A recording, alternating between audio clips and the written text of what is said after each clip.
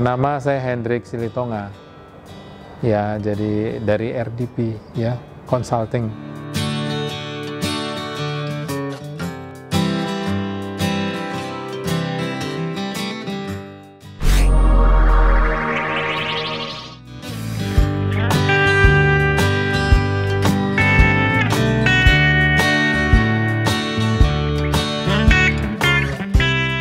Iya, banyak hal ya.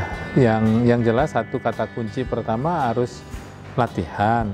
Ya, latihan. Karena kreativitas itu harus dilatih, nggak datang dengan sendirinya. Yang kedua, selain latihan, selalu melihat peluang-peluang atau isu-isu yang bisa ditingkatkan ketika bekerja misalnya. Entahkah itu proses, prosedur, servis, banyak hal yang kita bisa lakukan di dalam kreativitas itu, ya.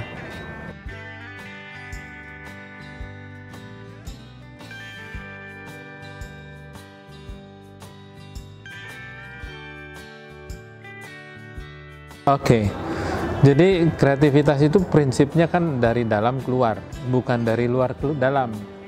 Jadi kalau dari luar ke dalam, persoalannya nanti kita nggak akan bisa kreatif. Karena belum tentu faktor luar itu bisa membangun kita. Kalau misalnya lingkungannya tidak kreatif, apakah kita dengan sendirinya menjadi orang yang tidak kreatif? Nah, karena prinsipnya dari dalam keluar, inside out istilahnya, maka kita harus menjadi, boleh dibilang pionir di dalam kreativitas, boleh menjadi orang-orang yang justru memberi warna di dalam lingkungan, bukan kita diwarnai oleh lingkungan. Jadi kita memberi warna terhadap lingkungan itu, bahwa kreativitas itu bisa loh kita lakukan, bukan sesuatu yang dahsyat, sesuatu yang luar biasa, harus merubah sesuatu yang besar, harus merubah sistem. Enggak, hal yang sederhana bisa kita lakukan. Tapi kuncinya kreativitas itu memang harus dipraktekkan. Kira-kira gitu.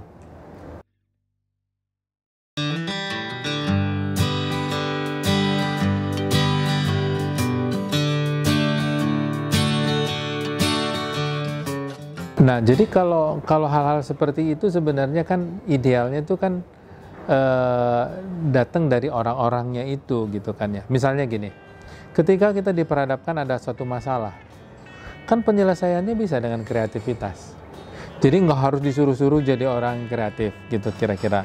Tapi melihat, tadi saya bilang, melihat peluang untuk orang menjadi kreatif.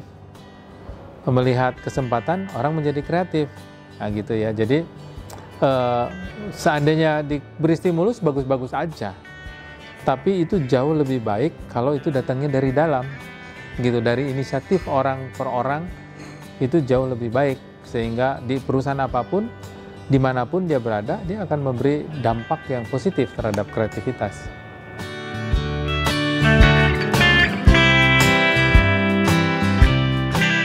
Biasanya kan hambatan-hambatan itu paradigma lama.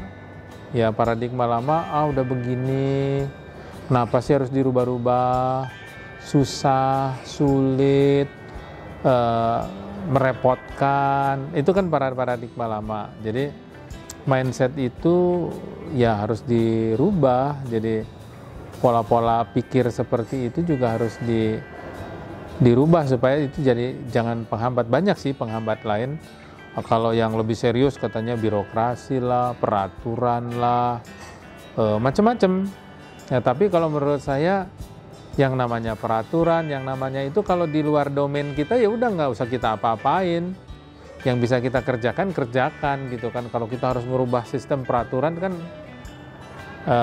bukan domainnya kita gitu. Jadi yang kita bisa lakukanlah. Itu sebenarnya hal-hal praktis di dalam di dalam kreativitas gitu.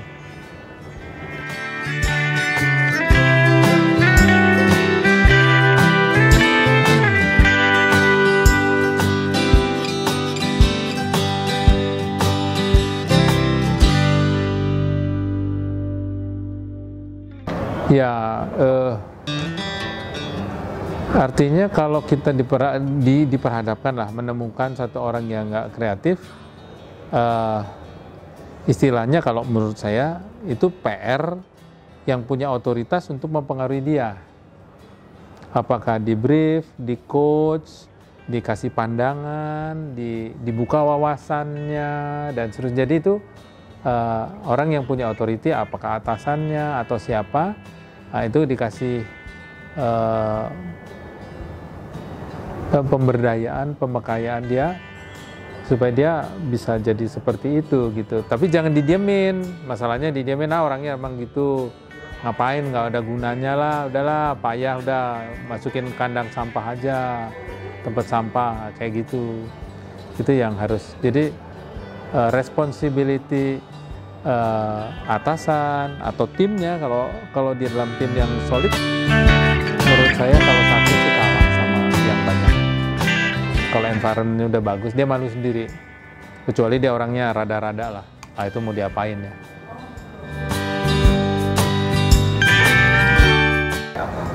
Kita bisa lihat ya dari apa yang dia, ide-ide yang dia lontarkan, gagasan-gagasan, perubahan-perubahan yang dia bisa kontribusikan. Kayak gitu, itu ukuran-ukuran simple sih. Ya misalnya dalam sebuah rapat, dia udah mulai kasih usulan, ide-ide baru gitu ya. Atau memberikan suatu respon positif terhadap ide orang lain, diperkaya gitu kan ya. Nah, dari itu kan udah kelihatan bahwa dia sudah mengalami perubahan di dalam konteks kreativitas.